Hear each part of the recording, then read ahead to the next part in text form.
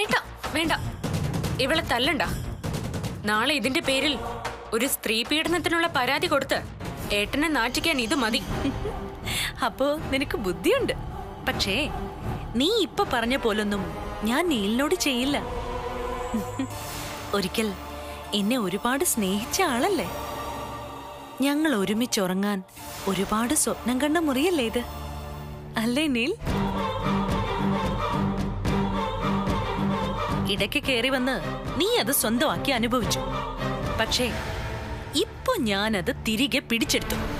ഇതിന്റെ പേരിൽ നീ എന്നോട് യുദ്ധത്തിന് വന്നാൽ പോലീസ് ലോക്കപ്പിൽ ഇതുവരെ അനുഭവിച്ചതുപോലെയൊന്നും ആയിരിക്കില്ല ഇനി അങ്ങോട്ട് അനുഭവിക്കാൻ പോകുന്നത്. എടി, കോടതി ഉത്തരവിന്റെ ബലത്തിൽ നീ ഒരുപാടങ്ങ് നെഗളിക്കല്ലേ. നീ പറഞ്ഞത് ശരിയാ, പകരക്കാരിയായി വന്നവളാ ഞാൻ. പക്ഷെ അതിനെക്കുറിച്ചൊന്നും ഏട്ടൻ ഇന്ന് വരെ എന്നോട് പറഞ്ഞിട്ടില്ല. ഞാനൊന്നും ചോദിച്ചിട്ടുമില്ല. അതെന്തുകൊണ്ടാന്നറിയോ? ദൈവം ഏട്ടന് വിധിച്ചത് എന്നെയാ.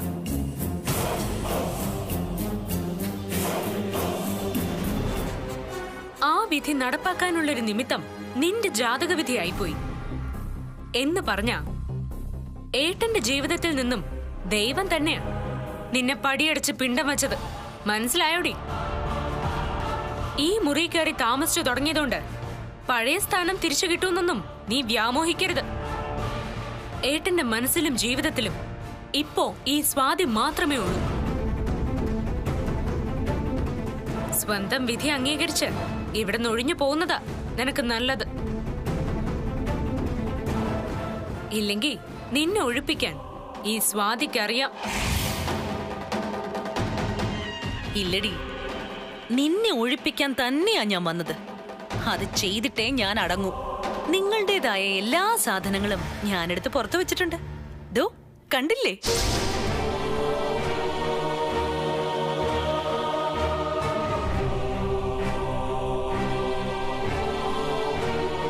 നീ ഒരുപാടങ്ങ് മിടിക്കാവല്ലേ വേദേ. പണ്ട് നിന്നെ ഞാൻ സ്നേഹിച്ചിരുന്നു. പക്ഷെ ഇപ്പോ എന്റെ അമ്മയുടെ കൊലയാളിയായിട്ട് മാത്രമേ എനിക്ക് നിന്നെ കാണാൻ പറ്റൂ. നിന്നോട് എനിക്കിപ്പോ വെറുപ്പല്ല, അതിനേക്കാൾ നികൃഷ്ടമായ അറപ്പാ തോന്നുന്നത്. എന്റെ ജീവിതത്തിലെ പെണ്ണ് എന്റെ സ്വാതി മാത്രമാ. ഈ മുറി നീ സ്വന്തമാക്കിക്കോ. പക്ഷെ എന്റെ മനസ്സിന്റെ ഒരു കോണിൽ പോലും ഇപ്പോ നീ എന്ന വൃത്തികെട്ട ജന്തു ഇല്ല. എന്റെ ഉള്ളിൽ നീ എന്നെ മരിച്ചു കഴിഞ്ഞു. കേട്ടില്ലടി, നട്ടലുള്ളൊരു പുരുഷന്റെ അന്തസ്സുള്ള വാക്കുകളാ എന്റെ ഏട്ടനിപ്പോ നിന്നോട് പറഞ്ഞത്. ഇനിയും ഇവിടെ കിടന്ന് പൊഴുത്തു നാറാതെ ഇറങ്ങി പൊയ്ക്കൂടെടി.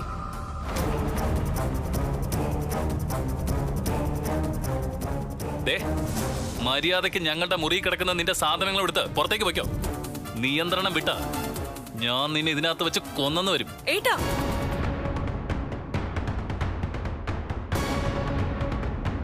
ഇവളെ കൊന്ന് ഏട്ടൻ ജയിലിൽ പോയാ നഷ്ടം ഈ വീടിന് മാത്രം ഏട്ടാ. ഇവളി മുറി എടുത്തോട്ടെ, തൽക്കാലത്തേക്കല്ലേ. ഇവളെ അടിച്ചിറക്കി നമുക്ക് ഈ മുറിയിലെ ചാണകവെള്ളം തളിച്ച് ശുദ്ധിയാക്കാം. അതിനൊക്കെ സമയം വരും. ഇവിടെ വേറെ മുറികളുണ്ടല്ലോ. സ്വാതിയെടുത്തി വാ, അപ്പുറത്തെ മുറി ഞാൻ ശരിയാക്കിയിട്ടുണ്ട്. വന്നേ.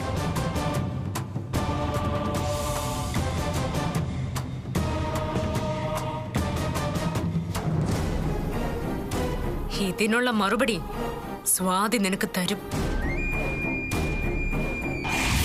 അത് നീ ചിന്തിക്കുന്നതിനേക്കാളും അപ്പുറത്തായിരിക്കും. ഒരു രാത്രി കൊണ്ട് ലോകം അവസാനിക്കാനൊന്നും പോകുന്നില്ല. നമുക്ക് കാണാം. അത് കാണാനുള്ള ശക്തി തരാൻ നീ ദൈവത്തിനോട് പ്രാർത്ഥിക്കും. എന്റെ മുറിയിൽ ഇന്നത്തെ രാത്രി മനസമാധാനത്തോടു കൂടി നിന്നെ ഞാൻ ഉറക്കില്ല. കാത്തിരുന്നോ നീ.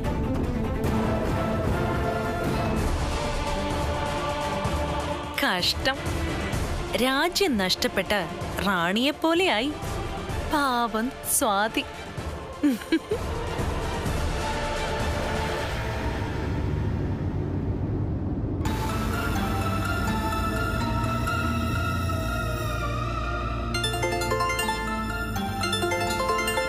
എടാ, നീൽ വിളിക്കുന്നുണ്ടല്ലോ. വക്കീലിനെ കണ്ട കാര്യം അറിയാനായിരിക്കും. എടുക്ക്. ഹലോ. നീലേ. വേദയോ? നീ വണ്ടി ഒന്ന് ഒതുക്കി.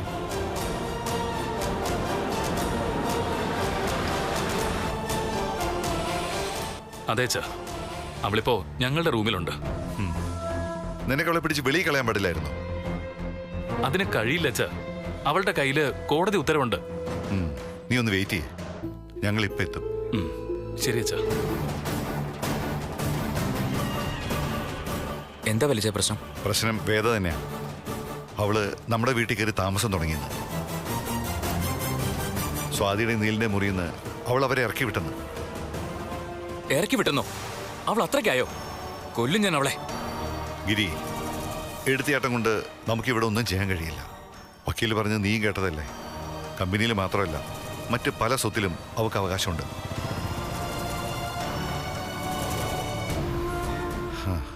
വണ്ടിയെടുക്ക്.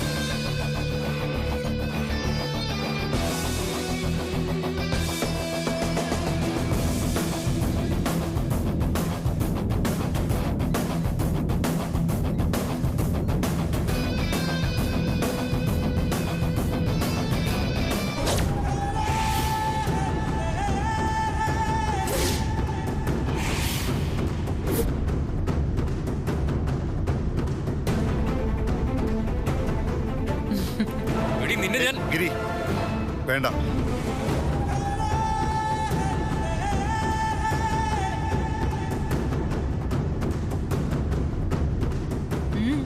എന്തേ നിന്നുപോയത്? എന്നെ കൊല്ലാനുള്ള വരവായിരുന്നല്ലോ. വേണ്ടി വന്നോ അതിനും ഞാൻ മടിക്കില്ല. ഈ വീട്ടിനകത്ത് വരാൻ നിനക്ക് എങ്ങനെ ധൈര്യം വന്നടി? മര്യാദയ്ക്ക് ഇവിടെ ഇറങ്ങിപ്പോയ്ക്കോ. എന്റെ മാലതിയുടെ ജീവനെടുത്ത് ഞങ്ങളുടെ വീട് തകർത്തവളാ നീ. ചതിയിലൂടെ ഞങ്ങളുടെ കമ്പനിയെ നീ സ്വന്തമാക്കി. പിന്നെയും ഈ വീട്ടിൽ കാലുകുത്തി ഈ കുടുംബം മുടിക്കാനാണോടി നിന്റെ ഉദ്ദേശം? ഇനി വേദയുടെ വീട് ഇതാ. ഞാൻ ഇവിടെ തന്നെ വാഴും. അനുവാദം ഇല്ലാതെ ഇതിനകത്ത് കയറിയതിന് നിന്റെ മുട്ടുകാൽ തല്ലിയൊടിച്ച് പുറത്ത് കളയണ്ടെങ്കിൽ ഇറങ്ങിപ്പൊക്കണം. അതിന് ആർക്ക് വേണം നിങ്ങളുടെ അനുവാദം? കോടതി എനിക്കിവിടെ താമസിക്കാനുള്ള അനുവാദം തന്നിട്ടുണ്ട്. ഈ വീട്ടിൽ എനിക്കുള്ള അവകാശം ഞാൻ കോടതിയെ ബോധ്യപ്പെടുത്തിയിട്ടുണ്ട്. തൽക്കാലം എനിക്കത് മതി. നിന്നെ ഞാൻ തൊട്ടുപോകരുത്.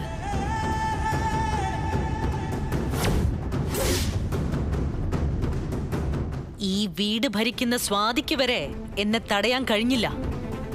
പിന്നല്ലേ നിങ്ങള്.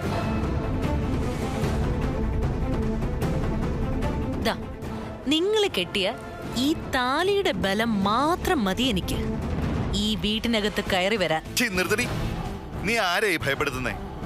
ഇവന്റെ ജീവിതത്തിൽ നിന്ന് നിന്നെ പടിയുടെ ചിറക്കി വിട്ടതല്ലേ. ഇവൻ കിട്ടിയ താലി അണിഞ്ഞ് മറ്റൊരു പെൺകുട്ടി ഈ വീട്ടിലുണ്ട്. മേൽ ഇതും കഴുത്തിലിട്ട് ഞങ്ങളെ ഭീഷണിപ്പെടുത്താൻ നോക്കല്ലേ. ഭീഷണിപ്പെടുത്തിയെന്ന് ആര് പറഞ്ഞു? ഗിരി ഒരിക്കലും അങ്ങനെ പറയില്ല.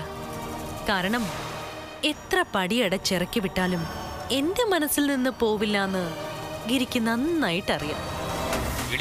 ആദ്യം നീ എന്റെ കമ്പനി സ്വന്തമാക്കി. ഇനി ഈ വീട്ടിനകത്ത് കയറി വന്ന് പ്രശ്നങ്ങൾ ഉണ്ടാക്കാനാണ് നിന്റെ ഭാവമെങ്കിൽ നീ അതിന് വലിയ വില കൊടുക്കേണ്ടി വരും.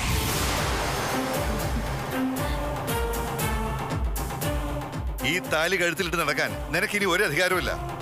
ഇവിടുന്ന് നിന്നെ അടിച്ചിറക്കി വിടുന്നതിന് മുമ്പ് മര്യാദക്ക് ഇറങ്ങി പോകുന്നതാണ് നിനക്ക് നല്ലത്. അച്ഛൻ ഇങ്ങനെ കാര്യങ്ങൾ അറിയാതെ സംസാരിക്കുന്നത് ശരിയല്ല. കോടതി ഉത്തരവ് പ്രകാരം കമ്പനിയിൽ മാത്രമല്ല വേദയ്ക്ക് അധികാരമുള്ളത്. ഈ വീടിന്റെ അധികാരിയും ഇനി ഈ വേദയായിരിക്കും. അതിനുള്ള രേഖകളൊക്കെ ഞാൻ കോടതിയിൽ സമർപ്പിച്ചിട്ടുണ്ട്. അതുകൊണ്ട് കോടതിയാ എന്നെ ഈ വീട്ടിൽ താമസിക്കാൻ അനുവദിച്ചത്. അല്ലാതെ നിങ്ങളുടെ ഔദാര്യത്തിന് വേണ്ടി ഈ പടി കയറി വന്നവളല്ല ഈ വേദ. അത് മനസ്സിലാക്കിയ രണ്ടുപേര് മുകളിലിരിപ്പുണ്ട്. അച്ഛന്റെ പ്രിയപ്പെട്ട സ്വാതിയും ഭർത്താവും. എന്നെ തടയാൻ ശ്രമിച്ചതിന്റെ കൂലി ഞാൻ അവർക്ക് കൊടുത്തിട്ടുണ്ട്. ഞാൻ കളിക്കുന്നത് നിയമം കൊണ്ടാ. നിങ്ങൾക്ക് എന്നെ തോൽപ്പിക്കാൻ കഴിയില്ല. എടി, നിയമത്തിന്റെ പേരും പറഞ്ഞ് നീ കളിക്കുന്ന ഈ കളിയുണ്ടല്ലോ, ഇതിന്റെ അവസാന നഷ്ടം നിനക്ക് തന്നെ ആയിരിക്കും. നീ നേരത്തെ പറഞ്ഞില്ലേ ഈ വീട്ടിലേക്ക് തിരിച്ചു കയറാനുള്ള നിന്റെ ബലം കഴുത്തി കിടക്കുന്ന ഈ താലിയാണെന്ന്. അതൊരു വലിയ കള്ളത്തരവാ, അത് നിനക്കും അറിയാം. അതുകൊണ്ട് മര്യാദയ്ക്ക് ആ താലി കഴുത്തി നൂരുന്നതാ നിനക്ക് നല്ലത്. എന്റെ മനസ്സിൽ നിന്ന് നിന്നെ ഞാൻ അടിച്ചിറക്കി കളഞ്ഞതാ. ആ പേരും പറഞ്ഞുകൊണ്ട് ഇനി ഇവിടെ നിൽക്കാൻ നീ വ്യാമോഹിക്കണ്ട. കേട്ടില്ലടി, ഇനി ഇവിടെ നിന്ന് നാണം കെടാതെ ഇറങ്ങി പൊക്കൂടെ നിനക്ക്? അങ്ങനെ ഇറങ്ങിപ്പോകാൻ വന്നവളല്ല വേദ, ഇറക്കി വിടാൻ വന്നവളാ. മനസ്സിലായില്ലേ?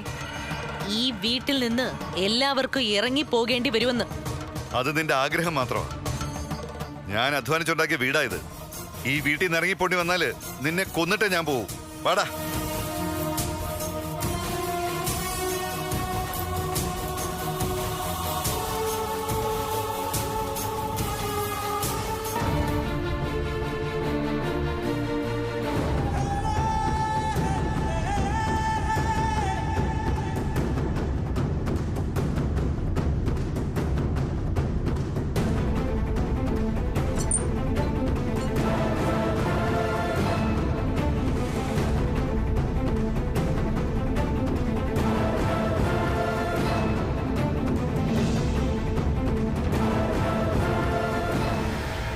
വേദയുടെ ഈ വരവ് നമ്മുടെ ഈ വീടിനെ തകർക്കും. ആദ്യം കമ്പനിയില്, പിന്നെ വീട്ടില്. ഒരു കോടതി ഉത്തരവ് കൊണ്ട് വെറുതെ അങ്ങ് കേറി വന്നതല്ല അവള്. ഏട്ടന് പേടിയുണ്ടോ? സിനിമാ നടൻ നീൽ മഹേഷിന്റെ വീട്ടിലെ രഹസ്യങ്ങൾ മീഡിയ എഴുതി കഥകൾ ഉണ്ടാക്കുമോ എന്ന് ഭയമുണ്ടോ ഏട്ടന്? എങ്കിൽ അത് തന്നെയാ വേദയുടെ ലക്ഷ്യവും. ഏട്ടന്റെ സംശയം സത്യം തന്നെയാ. അങ്ങനെ വെറുതെ കയറി വന്നതല്ല. ഈ വീടും ഇവിടുത്തെ സന്തോഷവും തല്ലി തകർത്ത് നമ്മളെ നശിപ്പിക്കാനുള്ള കൃത്യമായ ലക്ഷ്യത്തോടെ തന്നെയാ അവള് വന്നിരിക്കുന്നത്.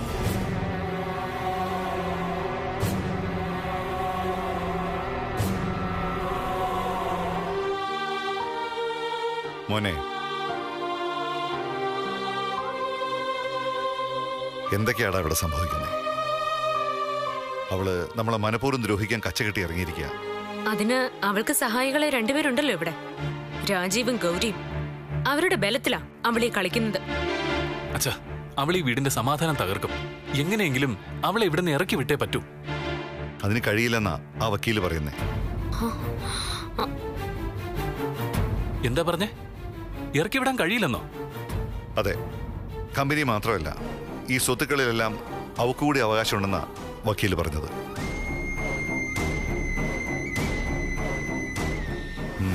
മാലതി കാണിച്ച മണ്ടത്തരത്തിന്റെ ഫലമായതല്ല, അനുഭവിക്കുക, അല്ലാതെ വേറെ വഴിയില്ല. മരിച്ചുപോയ ആള് ചെയ്ത തെറ്റിനെ കുറിച്ച് പറഞ്ഞിട്ട് എന്താ കാര്യം? പക്ഷെ ജീവിച്ചിരിക്കുന്നവർ ചെയ്യുന്നതോ? വേദയ്ക്ക് ഒത്താശ ചെയ്യാനും അവളെ സൽക്കരിക്കാനും മത്സരിക്കല്ലേ ഗൗരിയും രാജീവും. അത് ഞാൻ ഇന്നത്തോടു കൂടി നിർത്തിത്തരാം. മര്യാദക്കാണെങ്കിൽ അവർ ഈ വീട്ടിൽ ജീവിച്ചാ മതി. ഏയ് നീലേ, എടുത്തു ചാടി ഓരോന്ന് പറയുകയും പ്രവർത്തിക്കുകയും ചെയ്താ അത് കൂടുതൽ കുഴപ്പത്തിലേ ചെന്ന് ചാടൂ. പിന്നെ എന്താണച്ചാ ഞാൻ ചെയ്യേണ്ടത്? അവള് കാണിക്കുന്ന പേക്കൂത്തുകളൊക്കെ സഹിച്ച് അവൾക്ക് അടിമയായി ഈ വീട്ടിൽ കഴിയണോ? അതിലും ഭേദം അവളെങ്ങ് കൊന്നിട്ടും ജയിലിൽ പോകുന്നതാ. എടാ, സാവധാനം ആലോചിച്ച് ഒരു സൊല്യൂഷൻ കാണാം. പരിഹാരമില്ലാത്ത ഒന്നുമില്ല ഈ ലോകത്ത്.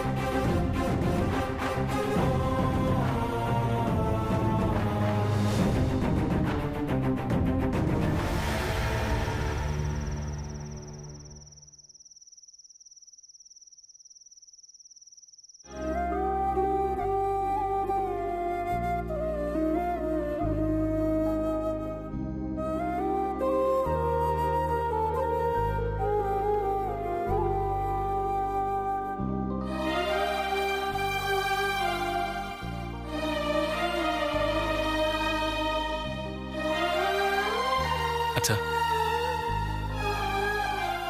നമ്മളിങ്ങനെ ടെൻഷൻ അടിച്ചിട്ട് ഒരു കാര്യമില്ല അച്ഛാ. നിയമപരമായിട്ട് മാത്രമേ ഇനി നമുക്ക് അവളെ നേരിടാൻ പറ്റൂ. അതൊക്കെ എനിക്ക് മനസ്സിലാക്കാം. പക്ഷേ ഗൗരിയുടെയും രാജീവിന്റെ മനസ്സാ എനിക്ക് മനസ്സിലാവാത്തത്. ഈ വീട് തകർക്കാൻ വേണ്ടി കൂട്ടുനിൽക്കാൻ അവർക്ക് എങ്ങനെ കഴിയുന്നു? മോനെ, നമ്മൾ അവളെ വളർത്തിയത് വെറുതെ ആയല്ലോടാ. അത് സാരമില്ല അച്ഛാ. മുറ്റത്ത് നട്ട ചെടികളിലൊന്ന് കരിഞ്ഞു പോയെന്ന് കരുതിയാ മതി. അച്ഛാ, രാജീവിനെയും ഗൗരിയെയും ഇനി ഇവിടെ നിർത്തുന്നത് അപകടമാണ്.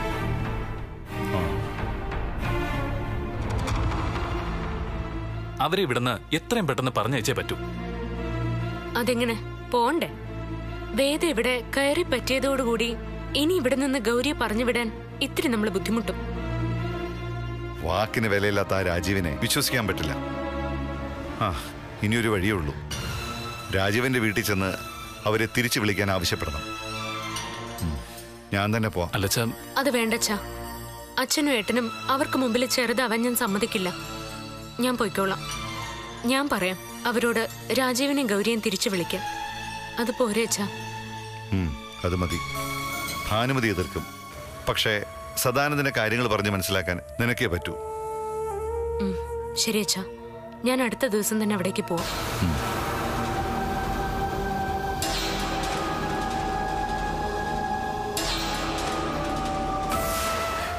സ്വാതിയേട്ടത്തി. എന്താ നന്ദിനി? ഏട്ടത്തി ഒന്ന് വന്നേ, എനിക്കൊരു കാര്യം പറയാനുണ്ട്. എന്താ? വാ ഏട്ടത്തി, വാ. എന്താ നന്ദിനി, എന്താ കാര്യം? പറയാം. ഡി വരാൻ. എന്താടി? അതെ, ഏട്ടത്തെ മുറിയിൽ നിന്ന് ഇറക്കി വിട്ട ആ വെള്ള പിശാശിന് ഒരു പണി തിരിച്ചു കൊടുക്കണ്ടേ? പിന്നല്ലാതെ. അതിനെന്ത് ചെയ്യാൻ പറ്റൂന്നാ ഞാനിപ്പോ ആലോചിക്കുന്നത്. കൊടുക്കുന്നെങ്കിൽ പണി ഇന്ന് രാത്രി തന്നെ പറ്റിക്കണം. അതെ, ആറിയ കഞ്ഞി പഴം കഞ്ഞിന്നാ. അവളെ ഉറക്കാൻ പറ്റിയ ഒരു നല്ല അവസരം ഒത്തു വന്നിട്ടുണ്ട്. എന്നുവെച്ചാ? ഞാനിപ്പോ അടുക്കളയിൽ നിന്നാ വരുന്നേ. അടുക്കളയിൽ എന്താ? ആ വെള്ള പിശാശിന് ഉറങ്ങും മുൻപ് കുടിക്കാനുള്ള പാല് കാച്ചിക്കൊണ്ടിരിക്കാം ഗൗരിയേച്ചി. ഓഹോ, എന്തിനാ ചിരിക്കുന്നേ? അത് കൊള്ളാം നന്ദിനി. അവളെ പാല് കൊടുത്ത് താരാട്ട് പാടി ഉറക്കാം നമുക്ക്. നീ വാ.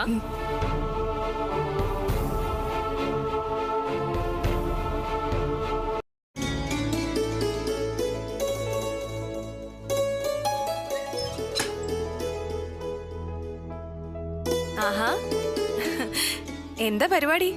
ഞാനൊന്ന് ഫ്രഷ് ആവാൻ പോവാ. ഇതെന്താ ഗ്ലാസ്സില്? പാല്. പാല് കുടിക്കില്ലേ? രാത്രി പാല് കുടിക്കുന്ന ശീലം എനിക്ക് ഇതുവരെ ഇല്ല. എന്നാലേ ഇന്ന് മുതൽ അത് തുടങ്ങണം.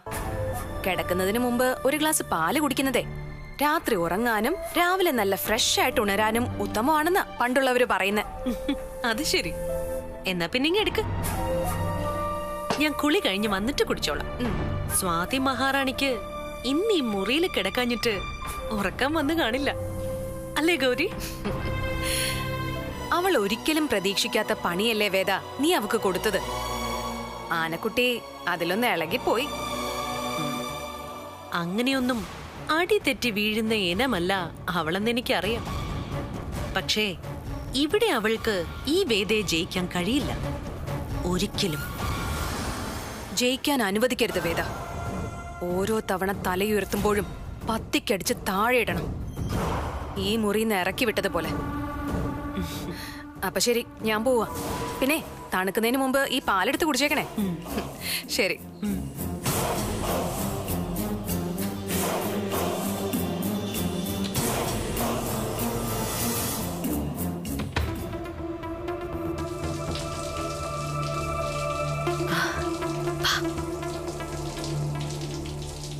അവളവിടെയാ.